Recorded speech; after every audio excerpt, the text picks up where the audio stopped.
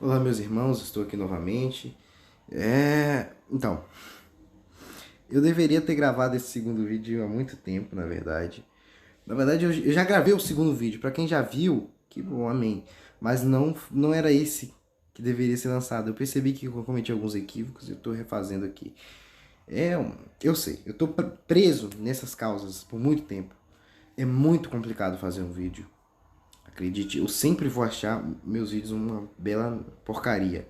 Então, eu tento fazer eles o mais correto possível. Porque eu sei que não vai convencer ninguém, provavelmente. Um vídeo bem simples, mas é uma base. Por que eu acredito nas minhas coisas? Por isso, foi essa a minha base. Então eu quero trazer a linguagem mais correta, porque eu não sou filósofo, não sou teórico.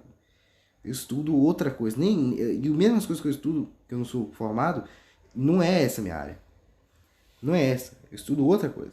Mas muito obrigado por estarem aqui. Vamos tentar trabalhar novamente com o Tomás de Aquino, que é um cara complicadíssimo de entender. Bom, entrei na guerra aqui com o Agostinho, Tomás de Aquino, sempre estou confundindo agora. Agora estou até confundindo. Vamos lá. Causalidade eficiente. O que é uma causa, para começar? A primeira pergunta que se deve fazer para entender pessoalmente de alguém são os termos que ele utiliza. Causa é o que gera algo. É simples. Causa é o originador de algo. Pelo menos essa é a definição que eu consegui, a definição mais precisa que eu consegui encontrar de Tomás de Aquino. Quando se pergunta, pesquisa o que é causa, eles já colocam logo as vias do que ele cria. Mas não é a via que eu quero a definição. Pelo visto, a definição é o que causa algo. Tá no nome, né? Mas eu quero ser correto. Vamos lá.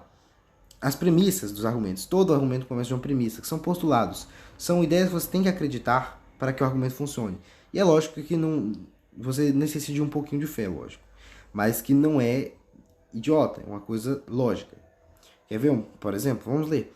As coisas possuem uma ordem de causas eficientes, ou seja, algo que origina algo. E elas são eficientes por quê? Porque elas são efetivamente originadoras. Ou seja, ela cumpre sua função de ser causa. Isso é uma causa eficiente. Tem ordem de causas eficientes? Tem. Lógico. Quer ver uma causa muito eficiente? A combustão do fogo. O fogo, ele não torna a madeira queimando também? Ela não faz a madeira queimar? Pois é, uma causa gerou um efeito. E esse efeito foi a madeira queimar. Que gera outra causa. Isso no sentido metafísico, não é no sentido mecânico. Então você pode definir isso com quase tudo. Por exemplo, eu cair de algum lugar é um efeito da gravidade, por exemplo. Poderia dizer isso. Mas enfim, tudo que passa a existir tem uma causa eficiente. Lógico, não tenho como me autogerar. Se eu sou originador de algo, que não seja eu. É uma lógica, né? Porque todos os efeitos têm uma causa. Essa é a premissa do argumento. Todos os efeitos têm uma causa. Todos os efeitos. E tudo que passa a existir tem uma causa eficiente. Todos os efeitos têm uma causa. É impossível que algo seja a causa de si mesmo. Tá certo? Bacana. É impossível, não posso me autogerar. É impossível uma cadeia causal infinita. Vamos falar um pouquinho de matemática, porque é uma área que é mais fácil de explicar algumas coisas, apesar de ser difícil de explicar para muita gente. Se você começar a contagem do zero ao menos infinito, você tem que começar de onde? Do zero. Se você começar a contar do zero ao infinito para a direita, no caso para vocês vai ser a esquerda, né? Mas a minha direita, lógico que vão ser de zero a infinito. Mas tem um começo, que é o zero. Eu posso do infinito para o zero? Não. Por quê? Porque você tem que marcar um ponto fixo. Como é que você marca um ponto fixo no infinito? Então, essa é a ideia, né? Não se, eu sempre usei o exemplo do dominó, porque o exemplo do dominó é a coisa mais lógica possível. Derruba o dominó e o próximo cai. É sempre assim. Mas sempre tem que ter o primeiro para derrubar. Percebeu? E é isso que o argumento vai nos induzir. Se é impossível uma cadeia causal infinita, alguma causa foi a primeira causa eficiente do mundo. Ou seja, ela é uma causa não causada. Percebeu o problema? Eu não posso me autogerar. Mas existe uma causa que não foi gerada. Não foi causada. Mas ela não se autocausou. Ela é não causada. Ela não precisa de uma causa. Por quê? Senão chegaria no ad infinito. E o ad infinito é problemático, como eu falei. Não tem como você derrubar uma barreira de dominó sem o primeiro dominó. Percebeu? A lógica é bem simples. esta causa Tomás de Aquino usa de Deus. E aí a gente vai usar algumas frases dele só para deixar o vídeo. E vai ser assim meu formato. Eu percebi que eu elaborar demais não vai funcionar. Vai ser esses formatos de vídeo que eu vou fazer agora. Encontramos nas causas sensíveis, essa aqui é a frase do Tomás de Aquino. Encontramos nas causas sensíveis, nas coisas sensíveis, coisas que são táteis, uma ordem de causas eficientes, já que nada pode ser causa eficiente em si mesmo, pois se assim o fosse, existiria antes de si mesmo, em que é impossível, eu já expliquei o porquê. Também não é possível proceder indefinidamente nas causas eficientes. Em todas as causas eficientes ordenadas, que têm ordem, em primeiro lugar está a causa do que se encontra no meio. E o que se encontra no meio é causa do que está em último lugar. Tanto os intermediários forem muitos, quanto se for um só, tirar as causas, tira o ser feito. Eu peguei as frases porque eu vou me lembrando que falta explicar, até bom. E também a gente mostra o autor original. Bom, vamos lá. O que ele está falando de causa no meio são causas intermediárias. Como eu falei, o exemplo do dominó melhor, todo dominó que derruba é causado, esse efeito dele cair é causado por outro.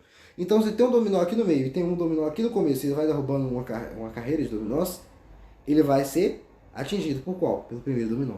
Esse é o melhor exemplo que eu consigo elaborar. Inclusive, isso na matemática é usado na matemática. É usado como exemplo. A gente, no princípio da indução finita, eu estudei sobre isso, é um negócio massa. Não é complicado, é complicado para você entender no começo. E depois você tem que usar um pouquinho de criatividade. Mas resumindo, é isto. Você começa de um ponto e sempre vai derrubando o resto. E os intermediários só vão ser afetados por isso. Se você tira as causas, tirou o primeiro dominó, tira o efeito. A mesma coisa que eu já tinha falado antes.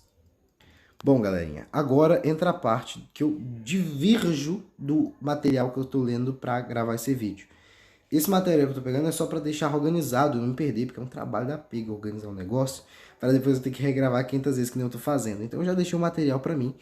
E eu não vou usar o último argumento do autor. Por quê? Porque a ideia de alguns autores para refutar essa ideia de Tomás de Aquino é: a matéria se autocausou. A matéria é a causa primeira. Como assim? Sim, o universo é uma causa não causada. Problemático. Problemático. Por quê? Por causa de outra via do Tomás de Aquino. E eu não vou trabalhar ela agora. Vou deixar para vocês pensarem um pouquinho. Agora, o que eu acho interessante é o autor ele vai utilizar um argumento científico para falar de metafísica. Eu nunca me utilizaria de argumento científico para metafísica, porque metafísica é uma coisa, ciência é outra. Como eu poderia dizer, Pô, esqueci agora. Total, esqueci o que eu ia falar. Mas enfim. o instrumento é errado. O objeto de estudo é outro. Não se utiliza. No final, talvez, dessa série, não, talvez não, tem que colocar. Eu vou mostrar qual é o livro do autor. Eu não estudei por esse autor, tá? Eu não estudei. Eu revi por esse autor, porque ele colocou de maneira muito rápida e eu amei, porque é muito simples, eu consigo só ler rapidamente, em pouco tempo eu revejo e já faço o vídeo. Mas eu vou colocar depois o nome do autor, para quem ter paciência olhar no final. Porque se a pessoa teve paciência para ver até o final, ela vai ter paciência para ler o livro, né? Mas é isso. E, como eu falei, os autores que se opõem ao Tomás de Aquino, eles jogam a matéria como problemática. E a gente resolve isso no próximo vídeo. Muito obrigado, meus irmãos, e uma boa semana para vocês aí.